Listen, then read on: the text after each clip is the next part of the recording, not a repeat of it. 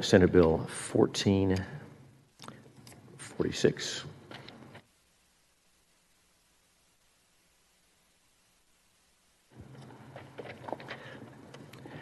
Senators, I have two bills on similar topics. I want to start by laying out the problem that both bills are responding to. And 1446 is the one we're on at this time. Obviously, social and political change historically in America comes through the democratic process, political process, right? You elect people in the Congress and state legislatures that believe like you believe, and if you get a majority, you win, and your ideas are put out there. We elect representatives, and when enough people agree there's a problem, we address it.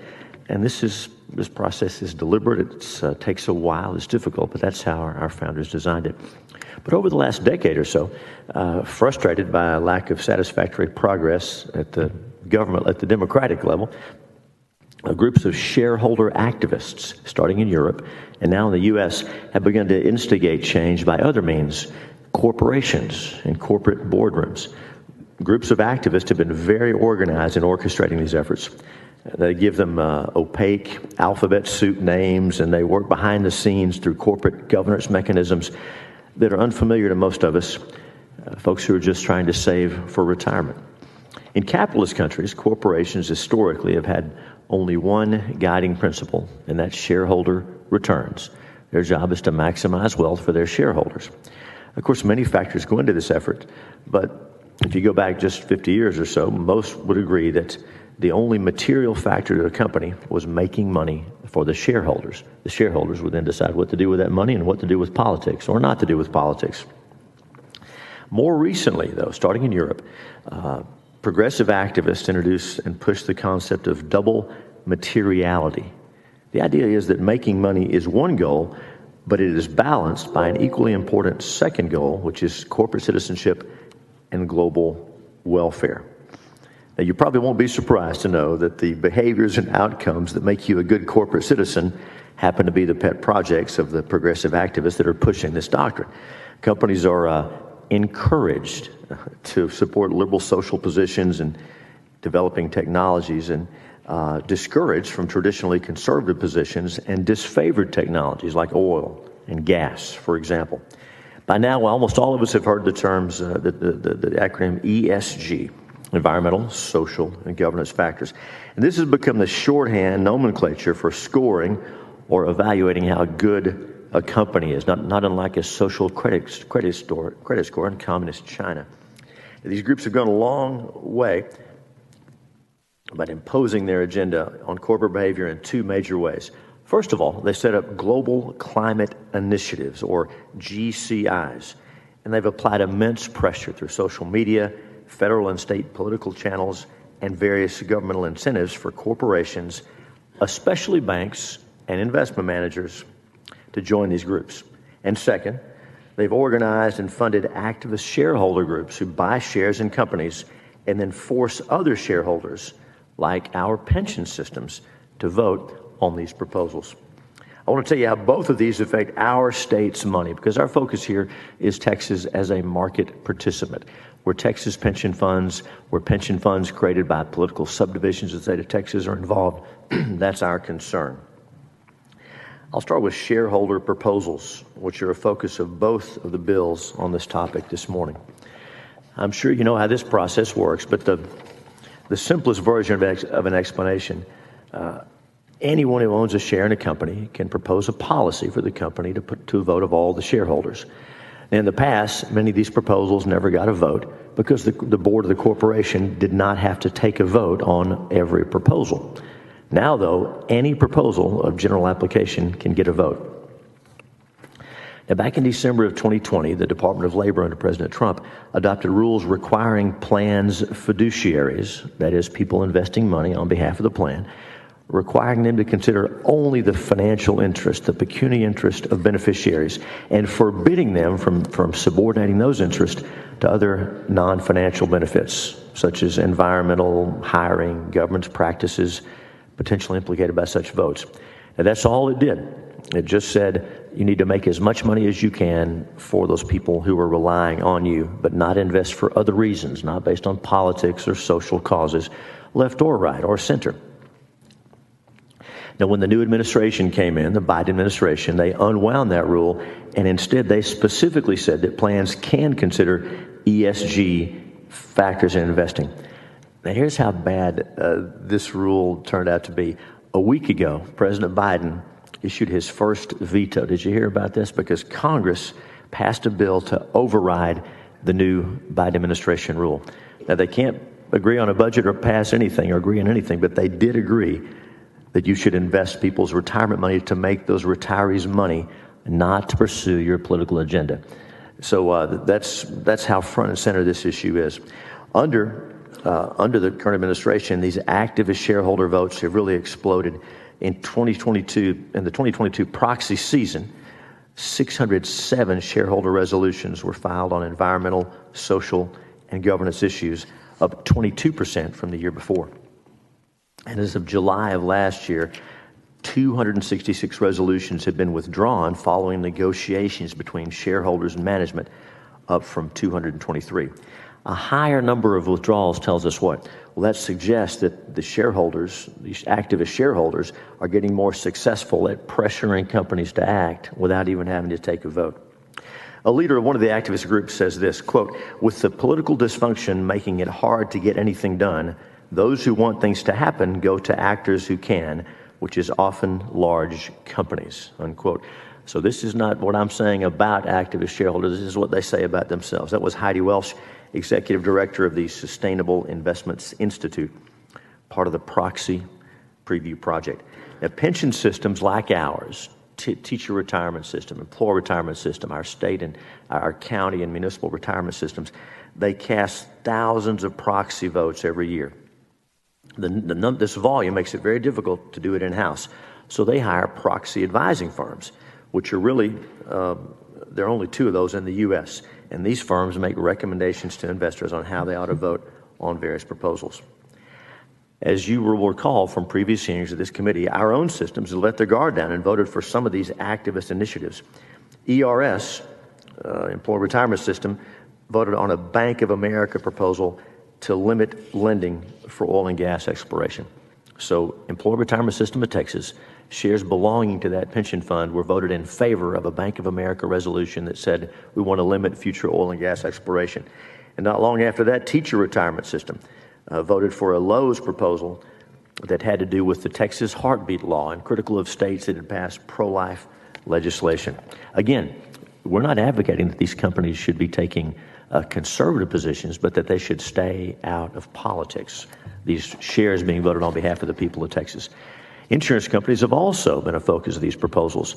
Proposals have been designed to force companies to limit or even refrain from insuring oil and gas businesses, to maintain data on the emissions of insured companies, or to have favored or unfavored certain insureds based on the social positions that they take. And that's going to be in the next bill that we'll talk about. Now, most of the time, these proposals are opposed by the company's boards because the boards are required by law to have the best interest of the company and the shareholders in mind rather than social or political considerations. And that's only part of the equation. Like-minded activists also push these large investment managers and banks to use their wealth to push a similar agenda. Now, the biggest three financial services firms, BlackRock, State Street, and Vanguard, control over $20 trillion in assets. Of course, that's other people's money. That's 401ks and state pension funds and other people who are trusting these firms to invest their money on their behalf. In fact, these three firms are the biggest shareholder in 90% of public companies in America, 90%. And talking about these shareholder votes that are cast at the annual meeting, these three firms cast 20 to 25% of all shareholder votes. Now, back in 2020, Larry Fink, the CEO and chairman of BlackRock, wrote an open letter to other CEOs that he called, quote, a fundamental reshaping of finance. And he wrote this: climate change has become a defining factor in companies' long-term prospects. And we are on the edge of a fundamental reshaping of finance that is compelling investors to reassess core assumptions. Those are quotes from his letter. Also in January 2020, BlackRock joined a group called Climate Action 100 and later joined other organizations like Net Zero Asset Managers and Glasgow Financial Alliance for Net Zero, or GFANZ. The GFANZ website said this in November of last 21 to its members. It says its members committed over $130 trillion, with a T, in capital to transforming the economy to net zero. That $130 trillion, of course, includes money that belongs to other people, very likely our pension funds, our state retirement systems. And of course, Mr. Fink and BlackRock weren't the only ones. In November of 2020, the CEO of State Street Global Advisors, another large asset manager, wrote this: "Why are we joining Climate Action 100? He said State Street's reason for joining is, quote, to work not only side by side on these issues, but hand in hand, and, quote, to work closely with other asset managers and asset owners to scale our impact on climate change risks," unquote. Now, why does this matter? With all these firms combined as members of these climate initiatives, these organizations can steer policy for trillions of dollars in assets. And if you join one of these groups, your membership requires a commitment to take certain actions.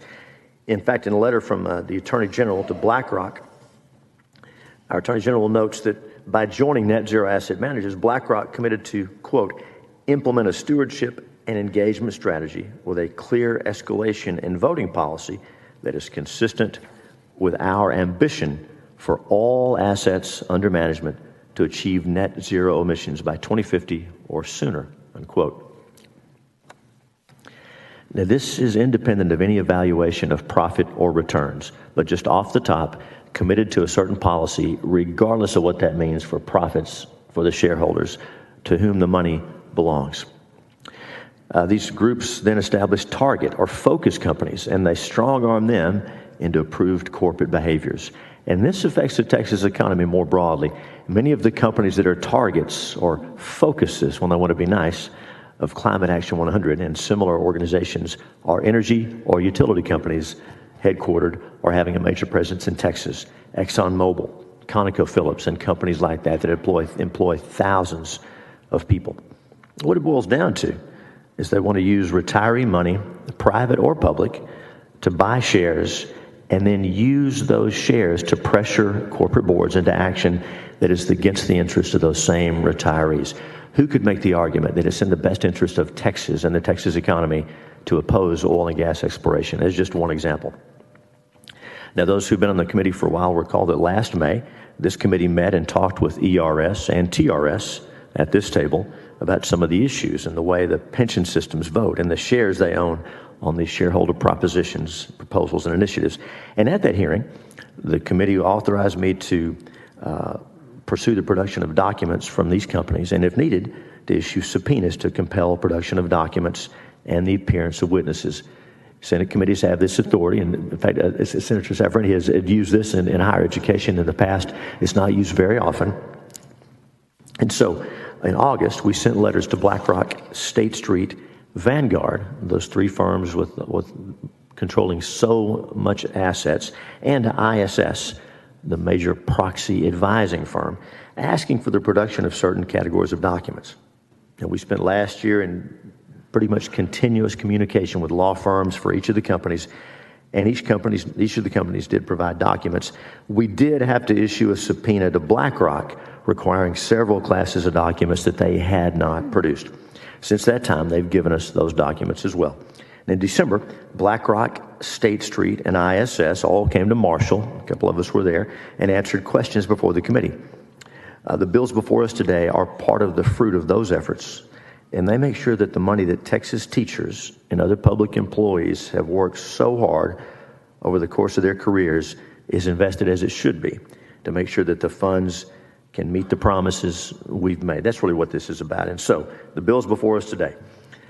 Senate Bill 1060 we'll get to in a moment is specific to the insurance industry, but here's what Senate Bill 1446, the bill before us, first does. It does three main things. First of all, it says anyone who manages money for a public pension system has to commit to consider only financial factors in investing money, meaning they have to commit to try to maximize returns for retirees.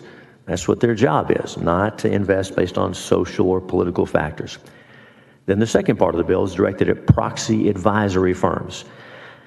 It says any proxy advisory firm a public pension system uses has to provide a voting policy that focuses on making money for retirees, for the clients. And third, this bill is going to require substantial reporting so the retirees can see what companies are investing in their money, whether those companies are publicly committing to use money they manage for non-financial purposes, and how their shares are being voted. Again, these shares belong to those retirees. The bill applies only to contracts for services signed on or after the effective date of the Act, as all of our legislation does. And so the systems have time to replace their service providers if necessary without incurring any penalties. I do have a substitute, which I'll now lay out, which makes a few changes. First of all, the substitute separates the way the bill treats investment managers versus proxy advisory firms, right?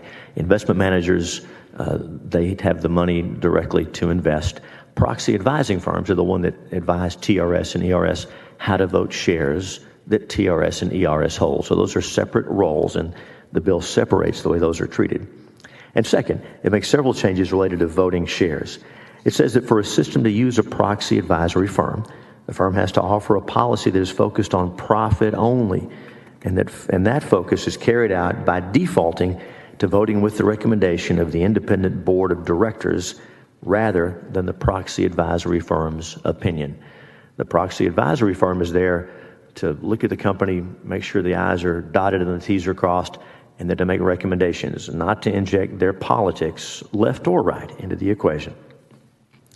If the proxy advisory firm recommends a vote against the board, it must have completed an economic analysis that shows the vote is economically beneficial for the system. As you'll note, the thread running through all this is returns for retirees and investors as opposed to politics. The substitute also says that public systems that do not use an advisor but instead have their investment managers vote their own shares must require the managers to vote the system shares with the independent boards of the companies. And if they don't, the manager has to complete an economic analysis showing the departure is beneficial financially. And third, the substitute strikes the portion of the bill that was changing the duty of care for various systems. This was a drafting change that was never requested to begin with, and the duty of care for each system has been in place for a long time, so we don't want to mess with that. This bill does not substantially alter the duty. It just clarifies that it must be implemented to maximize returns for retirees. And fourth, it says a pension system that has hired a manager that is not complying with their duty under the law can sue the manager to enforce the law. There are no damages, just an injunction with attorney's fees so that investment managers comply. Members, you're really familiar with this topic, but it can get complicated. So thank you for permitting me the long layout, and I will yield for your questions.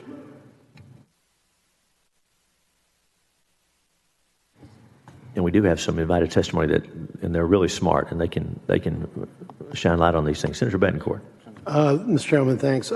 Given our experience in Marshall, Texas, I think this bill is great. I think the fact that you're recognizing the two different roles between proxy and investment. And if there's no questions, I think we should just go ahead and vote it out.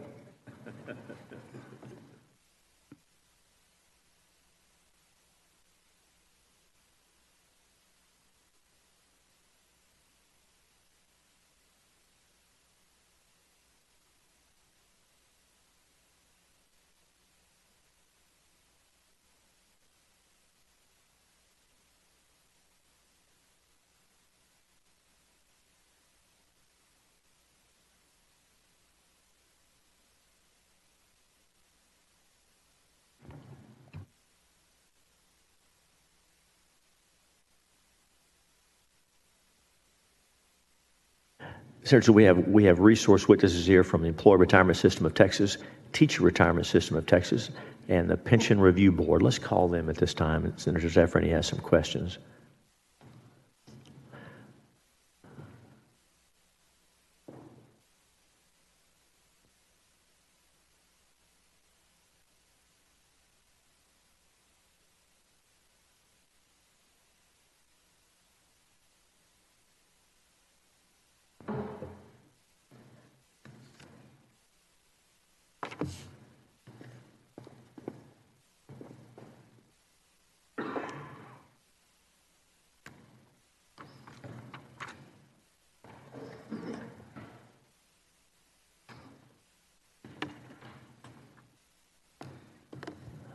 We have 5 chairs and microphones down there, so someone may have to switch out or... Okay, we'll just go from right to left. Introduce yourself, tell us who you represent, and then we'll have some questions. My name is David Veal. I'm the Chief Investment Officer of the Employees Retirement System of Texas. Mr. Chairman, I'm Porter Wilson, the Executive Director of the Employees Retirement System of Texas. Mr. Chair and members, I'm Amy Cardona, the Executive Director of the Pension Review Board, and I also have our investment analyst, Robert Munter. Good morning, Mr. Chairman and members. My name is Brian Guthrie. I'm the Executive Director of the Teacher Retirement System. Hello, I'm Jay Sabi. I'm the Chief Investment Officer of the Teacher Retirement System. Senator Safreni. Thank you. I'll just ask the question and see who would like to answer. I have them for ERS and TRS, but if anybody else would like to answer, that's fine. To begin with, what qualifications, criteria, or experience do you consider when you hire an investment manager to help you manage investments on behalf of Texans?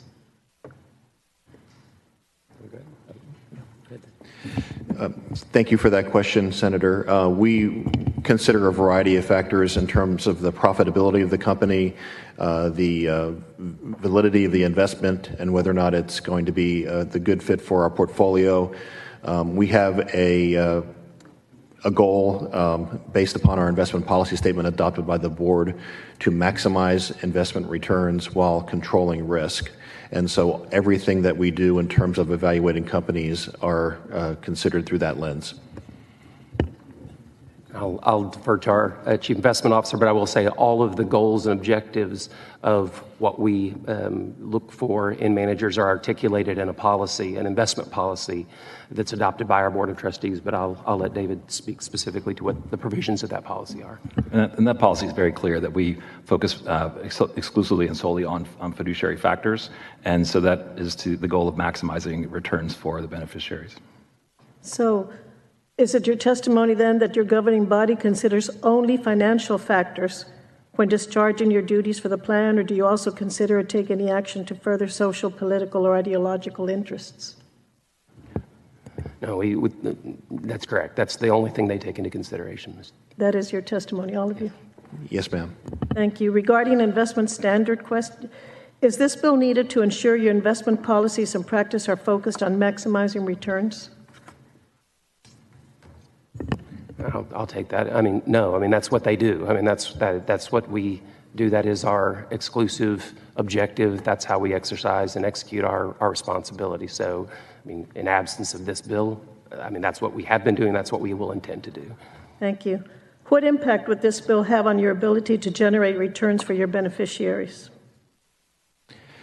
So we have not had an opportunity to look at the committee substitute in detail. And looking at the introduced bill, we could not estimate the impact, but we look forward to working with the chair and the committee as the bill is refined. Thank you. Regarding proxy voting, how easily could you comply with the additional proxy vote requirements outlined in the bill? So I'll take that, and I'll also defer to Jace, my CIO.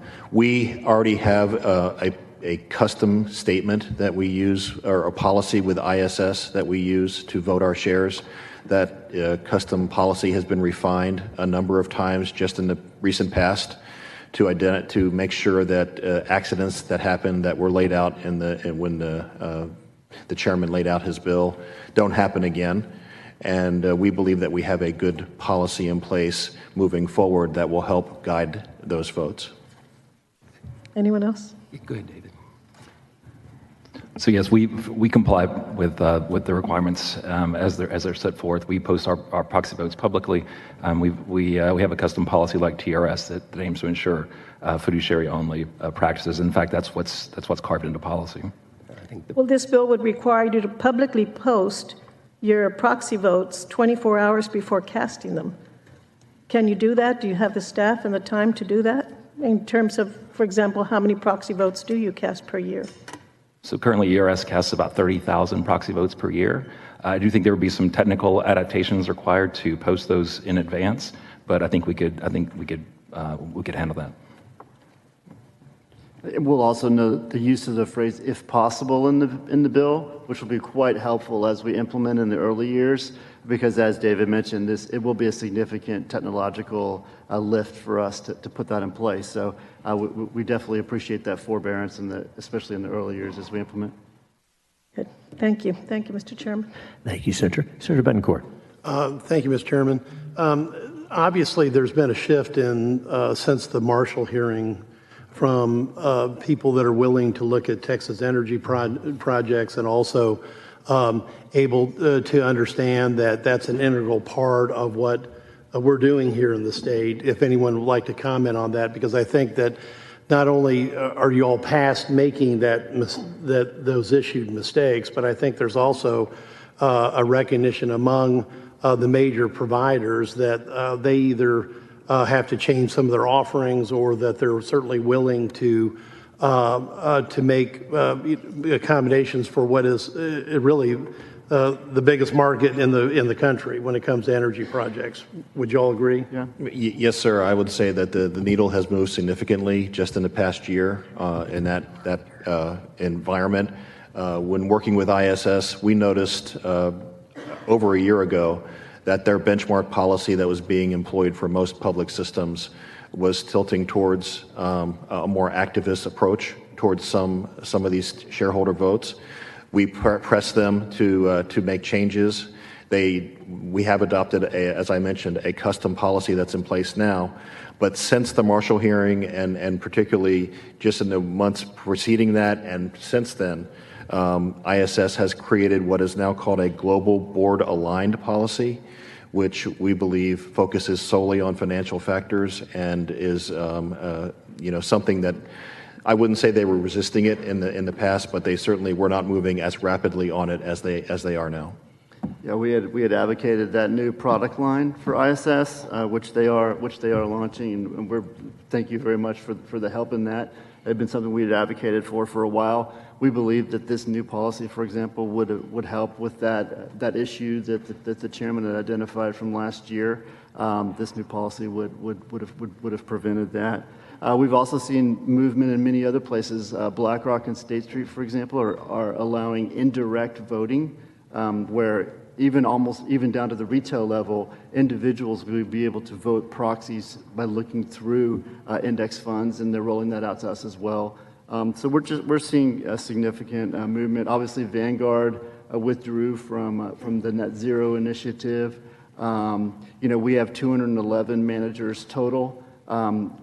We took a look at them. The percentage of assets that we've managed that have signed the big three agreements. So, a Net Zero, the UN's Principles for Responsible Investment, and Climate Action 100+. 60% of our managers have signed at least one of those.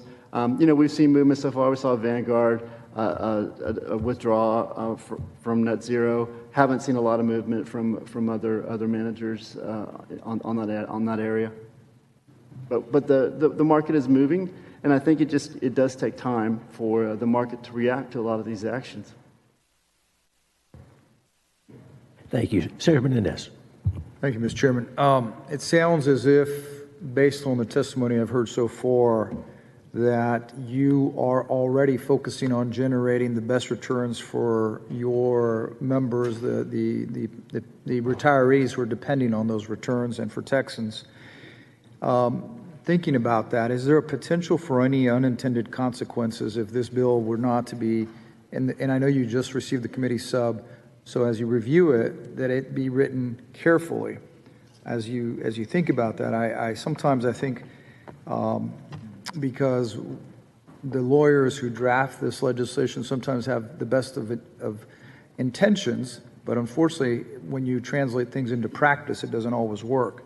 So as I ask you to review it, I want you all to look at them and ask, whether there should be a prescriptive fashion or maybe something more principles-based in order to make sure that we don't create anything like the phrase in particular, when possible or if possible, that was helpful.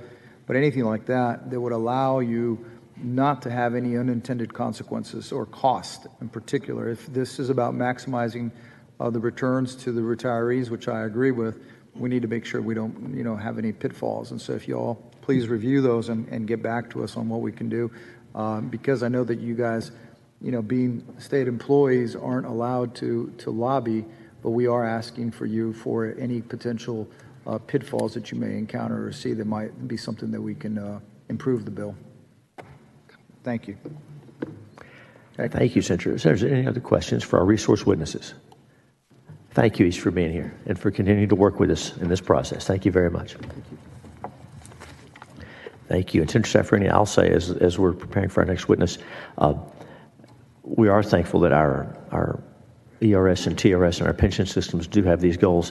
This bill is to make sure that the managers they hire also have those same goals. So it should line things up a little better. But thank you for your questions. Thank you very much. The chair now opens testimony, invited testimony, calls the Honorable Wayne Christian. And Christian, welcome him. I know you spent a lot of time in the other chamber, which is a beautiful place we're thankful for. Have you testified in the Senate chamber before? I should know this. I can't remember. I don't remember this committee, no. I've not been guilty to be called to testify before, so you've done it all. Well, welcome. We know you. Introduce yourself. Give us your testimony. Glad to have you.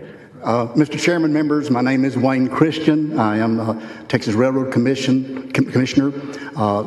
It's an honor to be here, and I want to thank you for the good work that you're doing to defend Texas. I would like to, basically, Chairman Hughes has made the case better than I possibly could, and I'll try not to repeat anything but I'll be guilty of. But I can give you a little experience. Having spent about 50 years in banking and financial services and insurance, I'm on the board now of an international company that's we're hoping to enter a new mutual fund in the United States.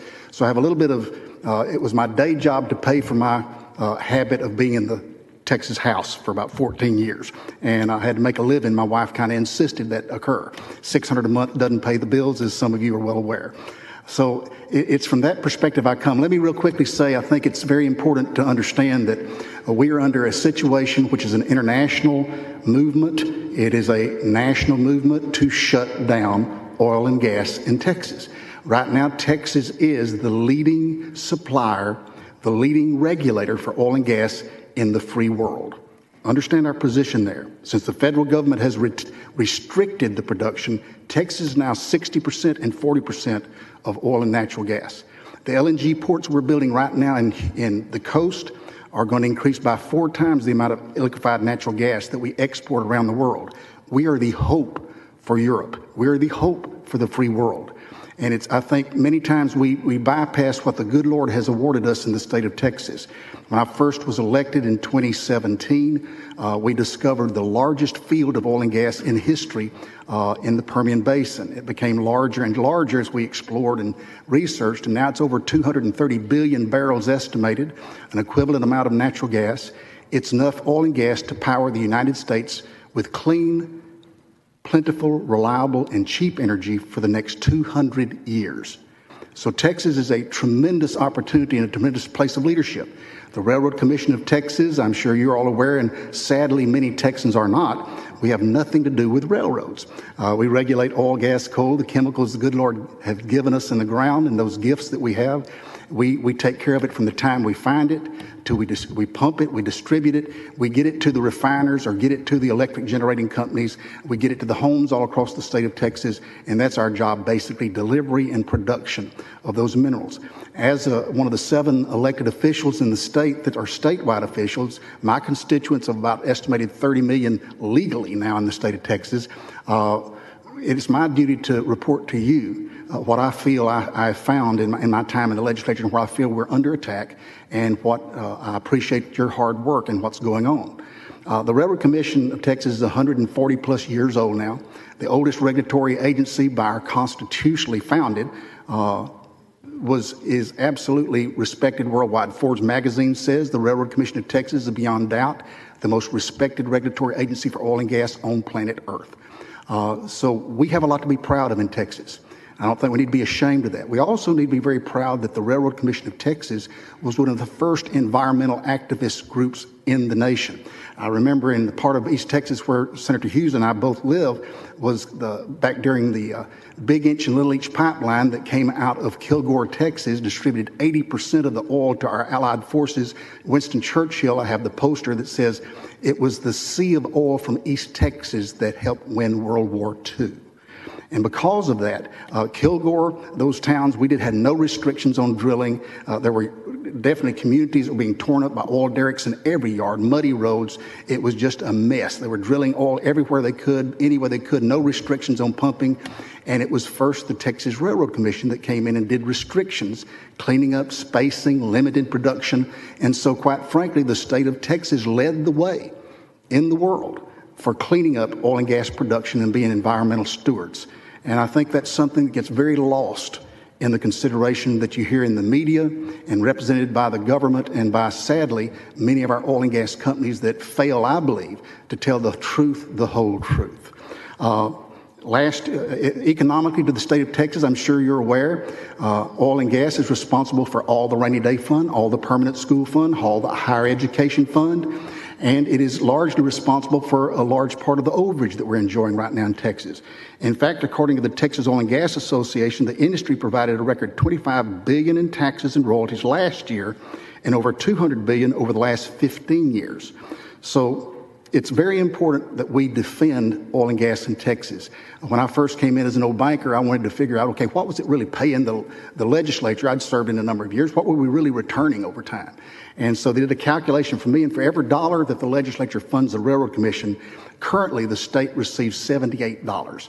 When I first came in, it was about $56, so it's done quite well to increase that return. I called my friend, our friend, Glenn Hager, and I said, Hager, if the legislature don't want to make accommodations for that 1 to 72, 78 return, I said, we could do some state bonding situation, guarantee pretty good return to the investor and return it pretty clean. But I'm very proud of what Texas has done. We should all be. This is Texas, very different from any other state, really any other nation.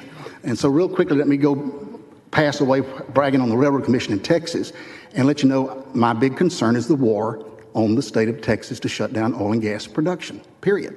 It's undeniable. There's a group called the World Economic Forum that people that are not exactly friends, I believe, of us, including George Soros, Mr. Lawrence Fink, Larry Fink, that has been mentioned in Chairman Hughes' comments, and some of the others of the people who've testified, who is now currently the largest residential purchaser in their metropolitan areas with his BlackRock Financial. But they've started, and let me kind of, as an old businessman, kind of acquaint what's going on here and has been mentioned. Both the President of the United States and these folks have announced that their desire and the direction we're moving is called stakeholder capitalism. Right now we enjoy shareholder capitalism. We have free market capitalism. What is being done on Wall Street and around the world and by these external forces, and they are succeeding currently with this ESG funding, is they're accomplishing that we're moving from shareholder capitalism, which is all your fund managers that were here before you, represent the citizens of Texas, retirees, school teachers, all these folks that we are concerned about, want to make sure they make profits. And that's the current shareholder capitalism. What they want, and the president has announced, is stakeholder capitalism, that the corporations no longer work for the shareholders directly. Primarily, they work for the stakeholders. The question then becomes, who are the stakeholders? And currently, the stakeholders are the political elitists, the financial elitists, and special interest organizations. Those thus far have been identified. But what that leaves out is the shareholder. It's been mentioned, okay, what about the profits that should go to the shareholders? I believe you'll take Mr. Fink and his organization raised about $40 to $50 million to purchase, technically, 3 to 4 seats on Exxon's board of directors. That's, I call, interference with financial institutions and the direct management of this corporation that's very important to the state of Texas, and that's not just Exxon it's happening to.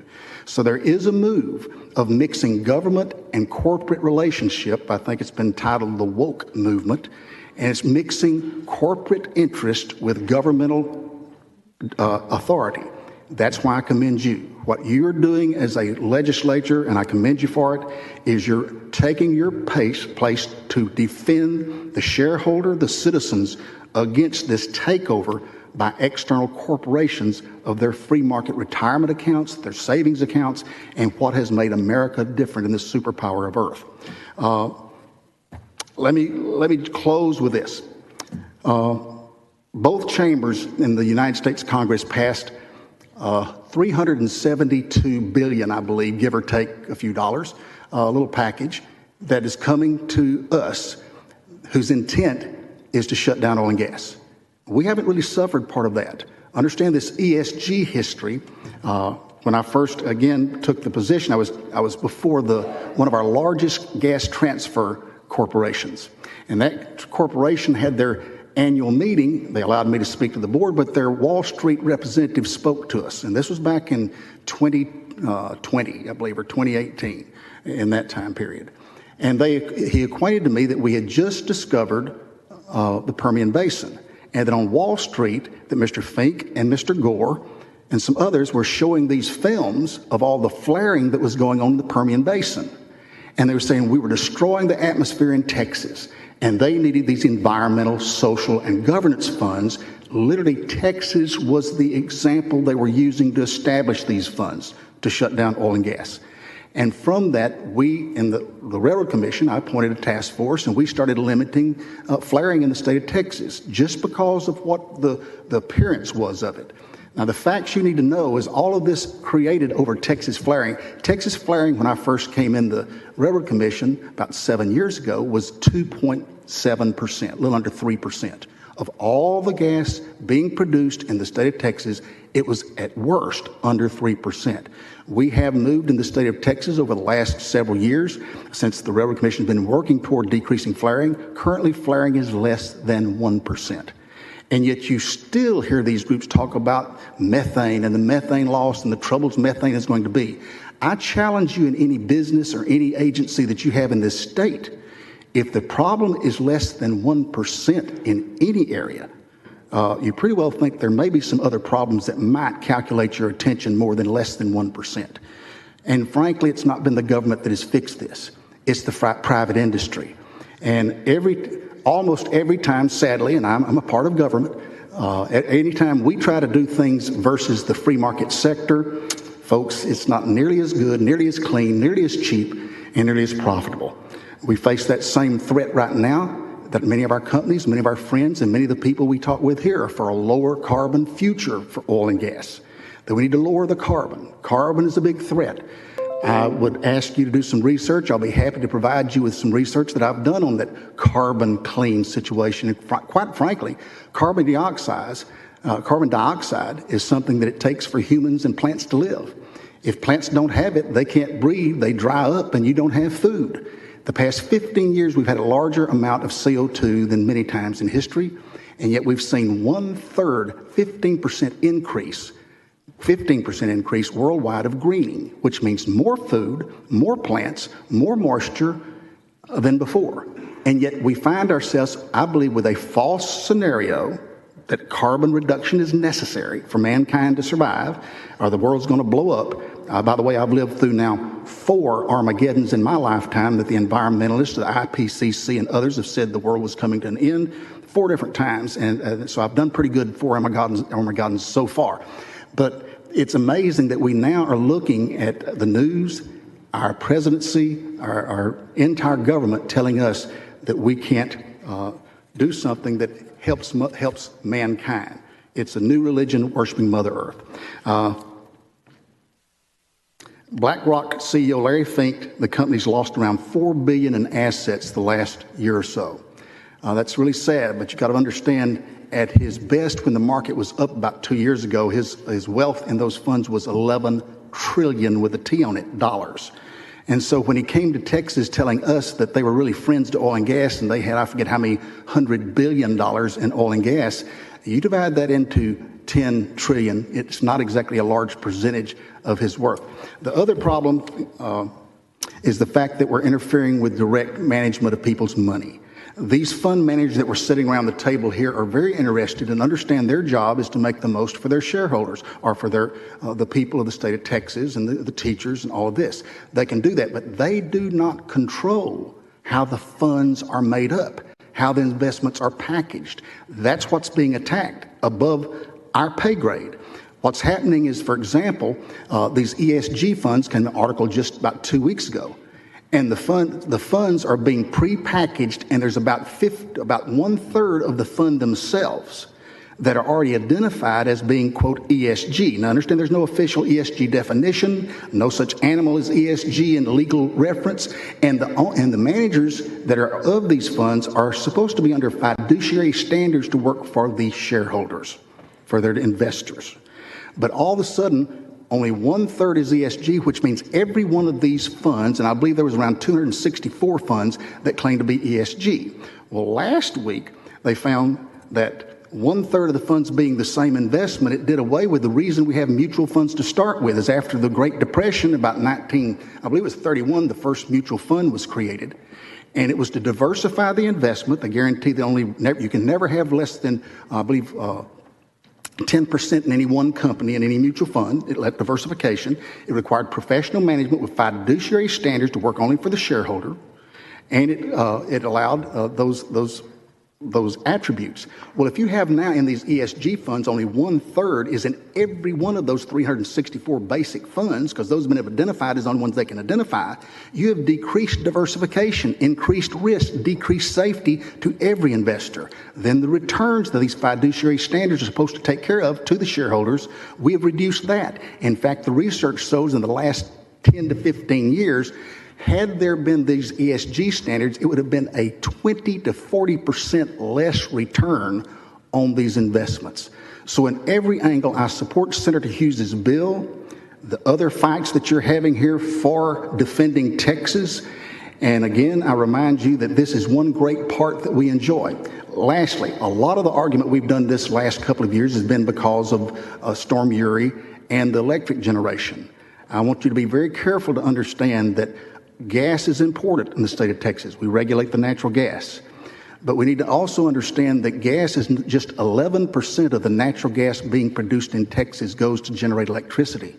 That means 89% on average of natural gas is to other purposes of the citizens of Texas, and none of the oil, which represents over 6,000 products and all inflation, gasoline inclusive. So this bill, I think, is important. I commend Senator Hughes and your work at this. And from the Railroad Commission, know that we're available to your offices for research. We do research for nationwide for people, and we certainly want to do it for you as senators and those that are here in this. Thank you for letting me speak on this, and I am for this amendment. Thank you for your testimony, Commissioner. Senators, any questions for Commissioner Christian? Thanks for your work, and thank you for being here. Thank you very much.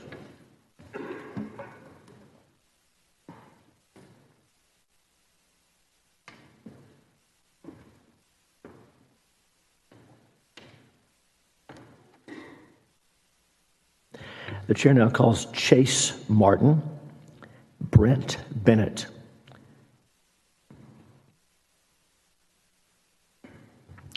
Chase Martin and Brent Bennett.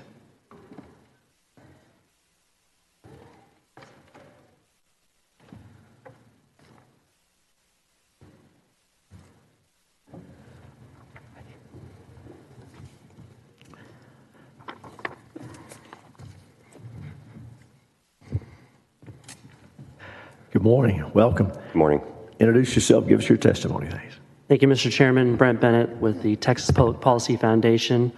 Mr. Chairman, I think your layout pretty much said most of what I had intended to say, but I'll just add a couple of figures and graphics to it.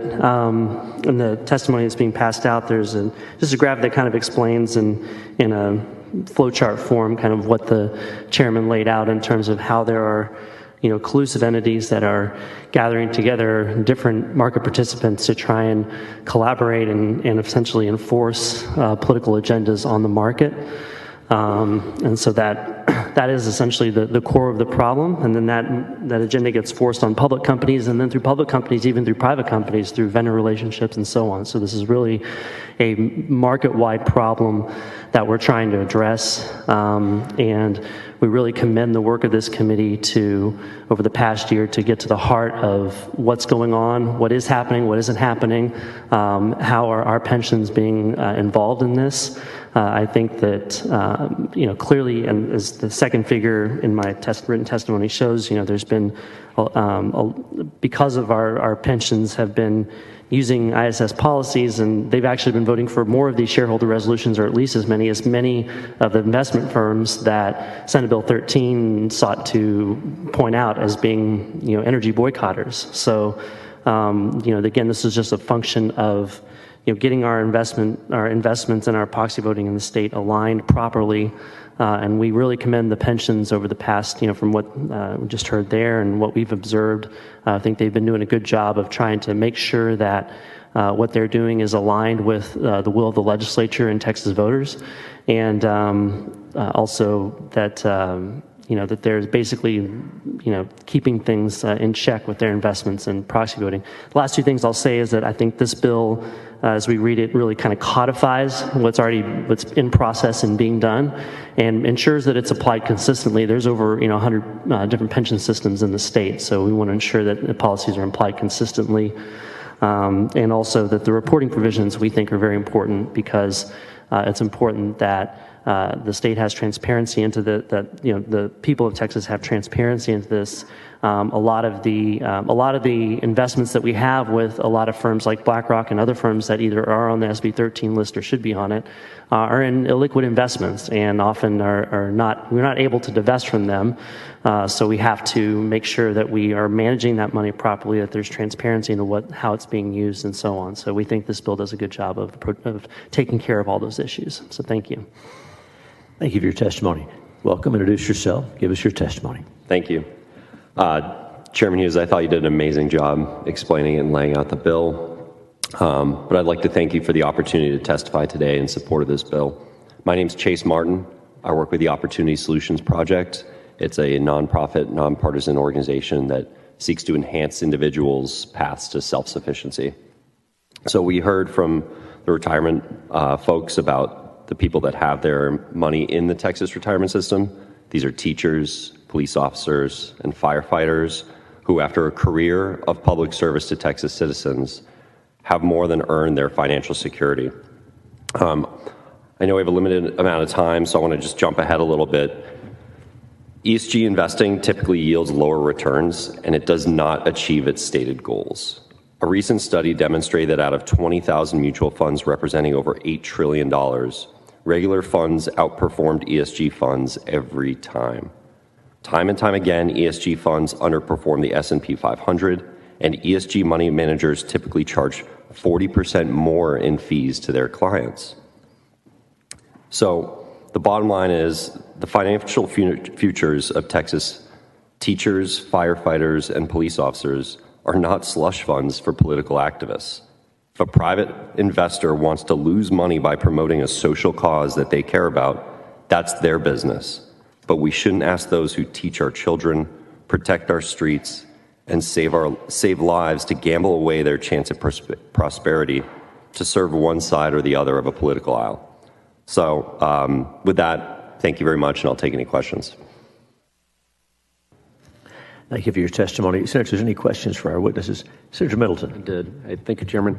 Brent, do you think Wall Street is trending away from being free market, and at this point with their, obviously what we've heard about today with the ESG agenda, more focused on what Congress can do to provide them money through passing bills and essentially pushing that onto the taxpayer through various subsidies instead of focusing on what traditionally they've always focused on, which is free market returns and making sure that investor return is maximized? Thank you, Senator, for that question. Yes, I think that there's a real danger in the level of market concentration that we're seeing in a lot of sectors of finance. I think a lot of that is due to just the heavy regulatory environment being imposed on the industry. And that in turn, leads companies to seek further market advantage, and it also creates a lobbying constituency for whenever there are government handouts being made. It kind of facilitates more of that, right? As companies start to get more subsidies for X, Y, or Z activity, then they are going to become dependent on that and want more. And when there's market concentration, that also allows for companies to have a more kind of vested interest in seeking, their own benefit. We call it rent seeking, right? Versus, having a really competitive market. And so there's, especially I think in the energy industry, that's a concern, where there's going to be companies that are becoming more reliant on government handouts, especially with the Inflation Reduction Act that was just passed, and that's going to lead to therefore more of this kind of rent-seeking activity, and ESG is kind of in line with that, right? It's basically companies that are it's investment firms lobbying companies to enact these policies, but also then go back and get the government to enact more policy. What the SEC is doing with climate disclosure rules is an outgrowth of all the activity that's been happening in the private sector, right? So now the SEC is getting into this, right? So I would say I don't know if I answered your question directly, but it's a lot of feedback loops that are happening here. And we need to stand apart from that in the state of Texas and make sure that we are not participating in that. And then the market will respond. As market participants, what we do matters. What the states collectively do matters. So I think the market is responding to that and will continue to if we do the right things. And you think because of these things that are happening with market distortions that we need legislation like this to make sure that we're properly vetting these investments and making sure that investor returns is number one, and that we're not accidentally stumbling into something, or making sure there's full information for what we're supposed to do as a state to maximize investor returns for our retired teachers, our employee retirement system, our various state pensions. You think that increased scrutiny is much more important than ever, basically? Yes, we agree that. I think this has always been a matter of state policy, matter of our pension policies to maximize returns, but it's just that how that's done is becoming more muddy. As the chairman mentioned, there's these kind of attempt to muddy the waters in terms of what's material and what's not to maximizing returns, and that's done in order to insert politics into that equation. And so we think that there needs to be more clarity around that. And that's why this is necessary now, because it's something that we need to make sure that we are, especially in our relationships with our outside managers and our advisors and consultants, that we're being clear about what we want. Thank you. Yeah, just really quickly, I would say that it's good policy to focus on the fiduciary interests, but it's great law, to solidify it. I agree. Thank you. Thank you. Thank you, Senator. Senators, any other questions for our witnesses? Thank you for being here. Thank you. Appreciate it.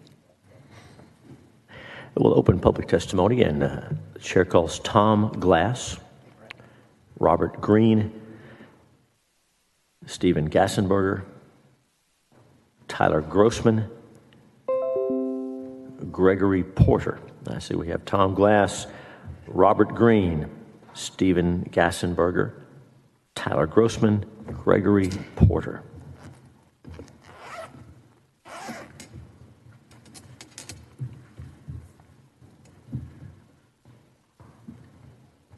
Mr. Chairman. Oops. Hold on one second.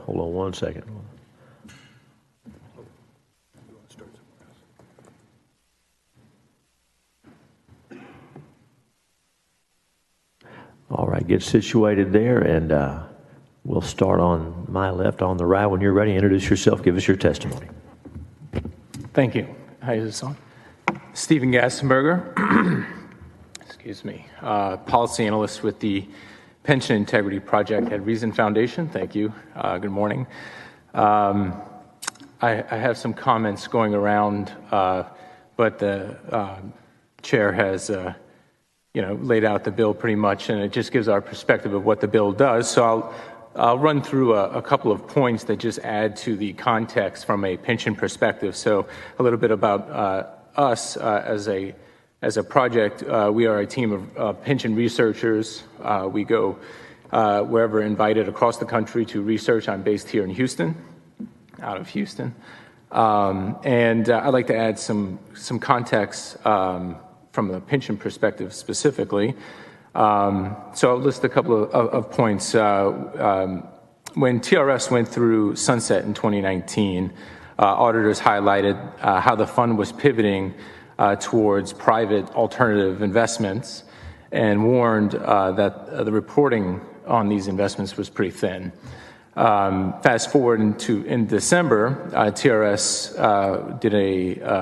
had an audit their evaluation, And the auditor made a special note to the trustees that he highlighted that of the $180 billion TRS fund, nearly half of it of that valuation was based off of estimates from alternative asset managers throughout throughout the life of certain assets.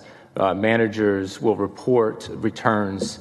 It's called the internal rate of return. That's an estimate that they offer, and that's folded into the valuation. So we wanted to highlight that statement by the auditor. And this trend is highlighted in the handout I just. You can finish your thought. Go ahead. Thanks. Sorry. We'll probably have questions This as well. trend is highlighted in the handout I just passed around. The two images show the asset allocations of the two major systems in Texas. It shows how 20 years ago, they were comprised mostly of public equities and bonds, and today they are heavily invested into these alternative assets. It's just to highlight the kind of the new times we are in, and I don't want to highlight TRS and ERS specifically. This is just the times that we're in. Of the 100 plus PRB reporting systems, they all kind of reflect this trend. And SB 1446, we believe, is a reasonable reaction to this new trend. It updates already established law to accommodate these new assets. You can say the same thing about the proxy reporting requirements. The proxy votes have exploded over the last few years. The complexity of these votes have changed over the last few years as according to the testimony given in Marshall by ISS, these shareholder resolutions have changed significantly over the last few years. So this updated guidance from the legislature we find to be reasonable and appropriate. I'll pause there. Thank you for your testimony. You answered a question I was going to ask you. I want to make sure I'm clear. So we know that you study pensions. It's your role. And you mentioned this move to private assets, alternative assets, I guess limited partnerships, things like that. Yes, sir. And I think you said this is not unique to TRS, ERS. Tell me, is this a trend in pensions broadly, or is it just here? Tell us about that. It is TRS and ERS. Those graphics in the handout reflect public pensions across the country. It is not unique to those two systems. It's not unique to Texas. It's just the asset allocation has changed significantly since 2000. You can see it escalate after 2008. There's nothing inherently wrong with these assets per se. These have provided good returns initially for these systems. We feel like the added reporting in 1446 would just kind of highlight those limited partner relationships in the fund. Thank you. Senator Menendez. Thank you, Mr. President. So as you study pensions around the country, would you find, or has it been your experience that the diversity of investments has been driven by the interest in higher returns from the pensions around the country? Because I'm assuming that the managers of these pensions are compensated based on the returns, and so it's in their best interest to drive the highest returns for the pensioners. Is that not correct? Mr. Chair, Senator, absolutely. You can pretty much look at the Treasury rates and the trend in the Treasury rates to see a kind of a correlation away from those fixed income assets and public equities to more private alternative assets, because those fixed assets were not returning you can get 12% return in the 90s on a 30-year Treasury bond. That's just not in the cards today. So, asset managers have to diversify, and it is in our interest as researchers that all be transparent. Okay. Thank you. Thank you, Mr. Chairman. Thank you, Senator. Thanks for your testimony. Mr. Green, welcome. Introduce yourself. Give us your testimony. Thank you, Mr. Chairman. I'm here today speaking solely on behalf of myself as a retiree from state service of 36 years. So I have a vested interest in this, and I hope that I would be expressing the desires of all of our state employees to look very carefully at the fiduciary responsibility that these managers have. So I believe that it's very important to us that we do maximize the investment income off of these things. I won't take much longer, but I think this is a good bill, and I think it's something that we needed here. And I hope that this bill is passed out of this committee and on to with a recommendation that it do pass. Thank you. Thank you for your testimony. Sir, is there any questions, Mr. Green? Thank you. Mr. Glass, welcome. Introduce yourself. Give us your testimony. My name is Tom Glass. I represent Texas Constitutional Enforcement and myself, and we're in favor of this bill. I'd like to go today to kind of the fundamentals of what America's built on. Our organization's motto is "Let Texans Run Texas." Over on the Zavala Library, we have Article 1, Section 2 of the Texas Constitution that says all political power is inherent in the people and all free governments instituted for their benefit and under their authority. And we think that is the core idea of what Texas is and what the United States was created. If you think about what the framers did, when they created our republic in the early days, they were getting away from where the elites ran everything. They called it the ancient regime, where the aristocracy and the wealthy ran everything through global corporations that were chartered by the crown. And what they did then was a revolutionary idea, and it's one that has benefited the world and the people that live here ever since. The World Economic Forum's Great Reset Initiative in the implementation of ESG is seditious to the founding principles of America, which is self-government. And they want the elites to come back. They want to bring back that ancient regime back to run our lives. If you want to characterize it, you could say America was founded on that we want citizen-directed government. Of course, the opposite of that might be government-directed citizens, but even worse than government-directed citizens is global corporate-directed citizens. When I think about George Washington and John Hancock, two of the wealthiest men in the United States when the revolution started, they realized that as long as this ancient regime, where the center of the universe, London, controlled their lives, they would never be as free as they wanted to be. And that's what we're facing once again, is what they fought for. Thank you, Mr. Glass. Senators, any questions for any of our witnesses so far? All right, thank you. Go ahead, introduce yourself, give us your testimony. Thank you, sir. My name is Tyler Grossman, and thank you, Chairman and the committee. I'm the Executive Director and Chief Investment Officer of the El Paso Firemen and Policemen's Pension Fund. We currently have around $1.7 billion under management and represent 4,000 active and retired members, first responders. And so today I'm here to testify on the bill. On behalf of my trustees and obviously the members, we take our fiduciary responsibility to an extreme point. We're here to make money for our members. We are 100% committed to doing so and adhering to those fiduciary responsibilities. But I want to make sure that you understand that we do not take into account ideological or cultural or any of those items when it comes to our investment process. Our process is the same as the Teachers Retirement System, ERS, and all the state funds. We definitely do our due diligence on our managers to make sure that they understand that that's our process.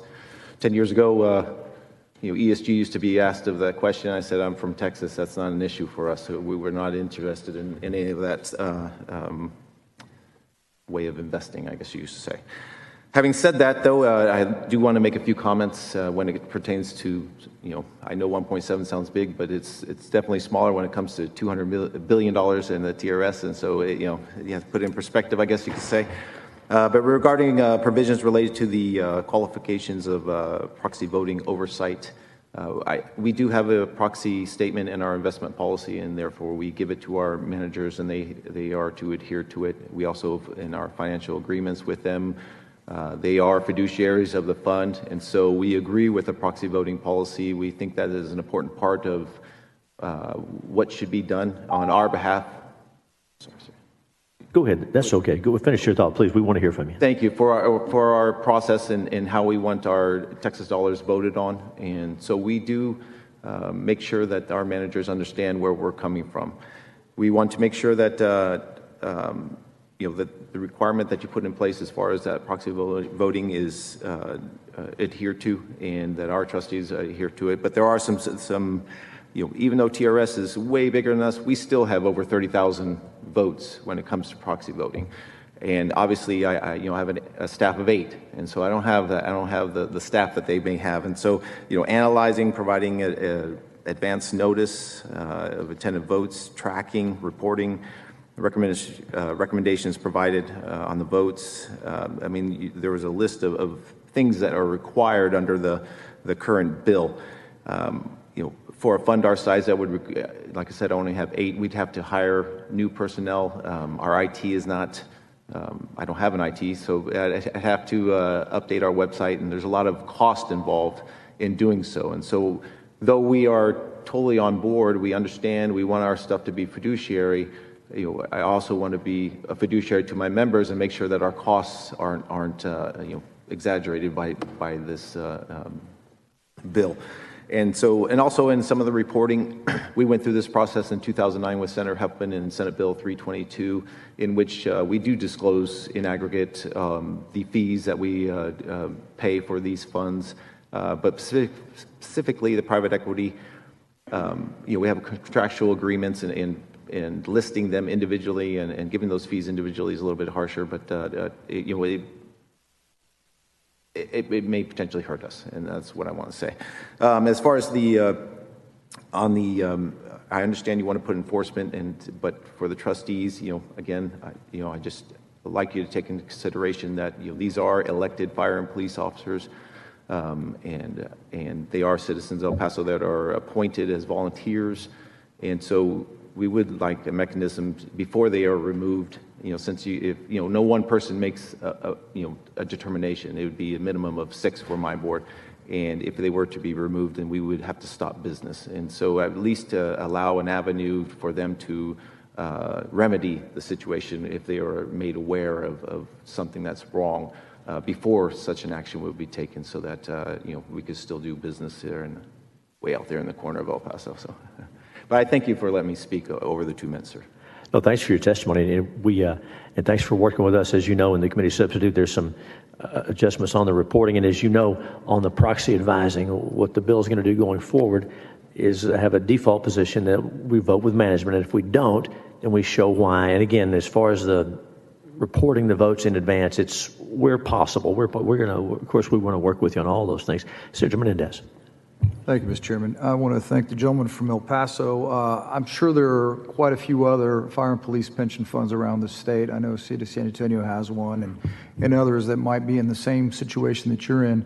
Would you do us a favor? Would you go back today, review the committee sub, and maybe get together with them and say what improvements, if any, could be done to improve the legislation and make it more workable so that we don't inadvertently add any cost? Because, obviously everyone's for transparency, everyone's for getting the maximum return for the pensioners, but by the same token, we don't want to cause any unforeseen problems to smaller pension funds that are being run well in their community. So, thank you. Definitely, sir. Thank you. Thank you, Mr. Chairman. Thanks for your testimony. Members, any questions for any of our witnesses? Thank you each for being here. The chair now calls Rayford Brown. Chair calls David Carter and Rayford Brown.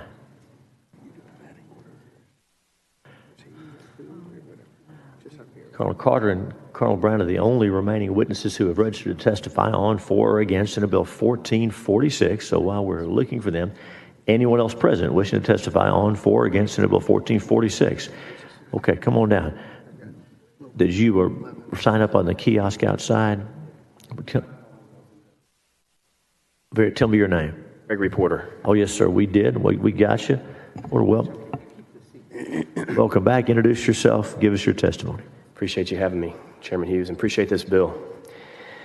I share a concern that I think a lot of people do, which we're quickly moving to a place where corporations are attempting to become a direct form of governance.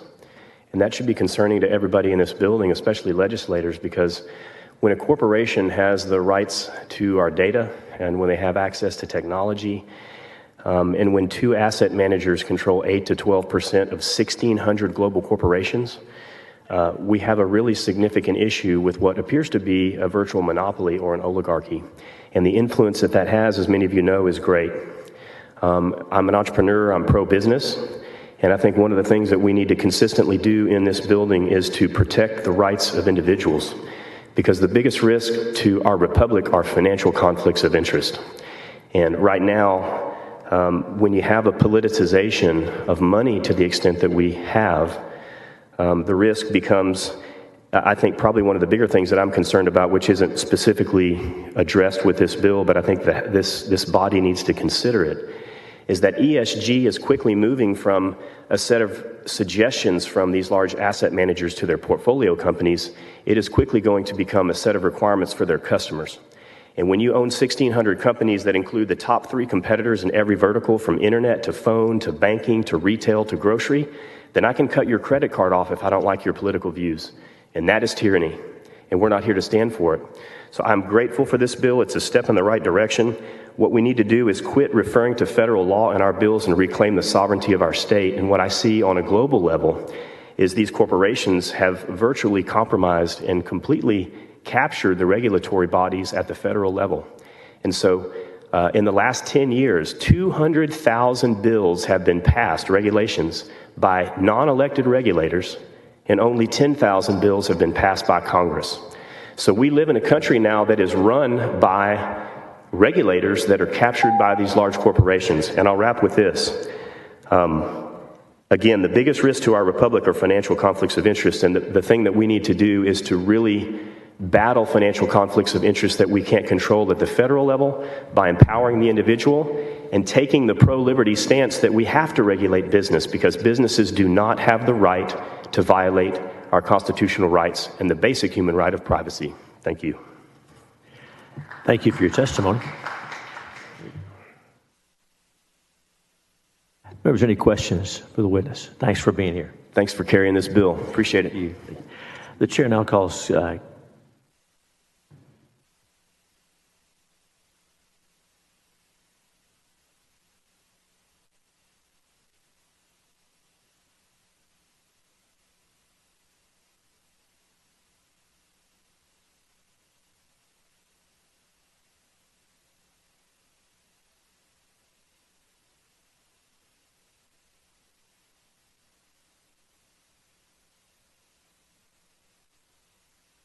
the chair calls Casey Wolf and Amy Bishop. Casey Wolf, Amy Bishop.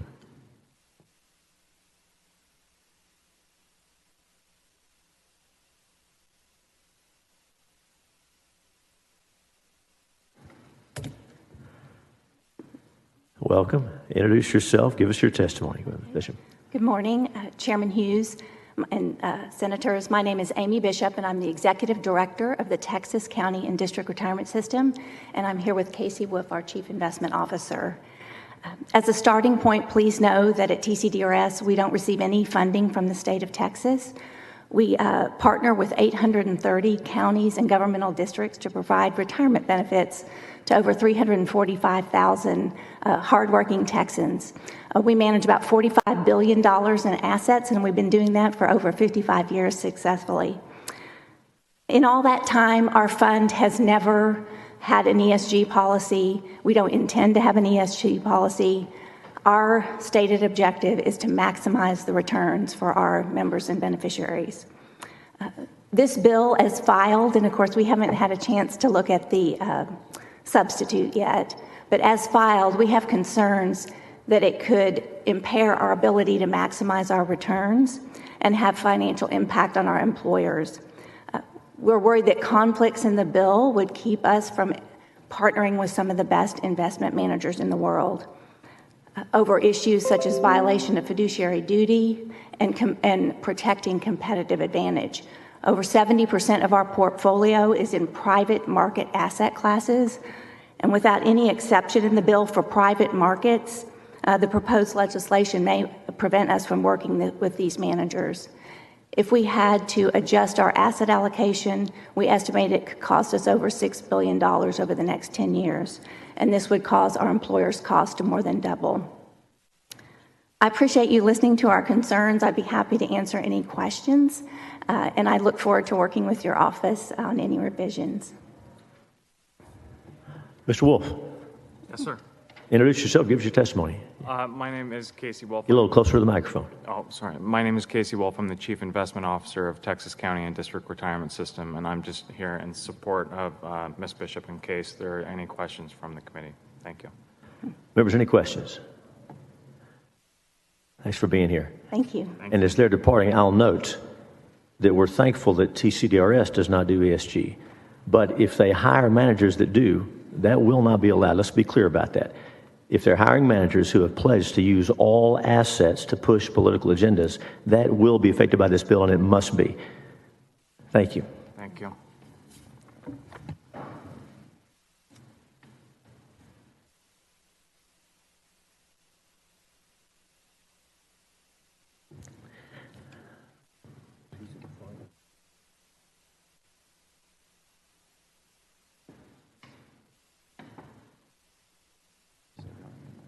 That's all the witnesses we have registered to testify on Senate Bill 1446. So public testimony will close.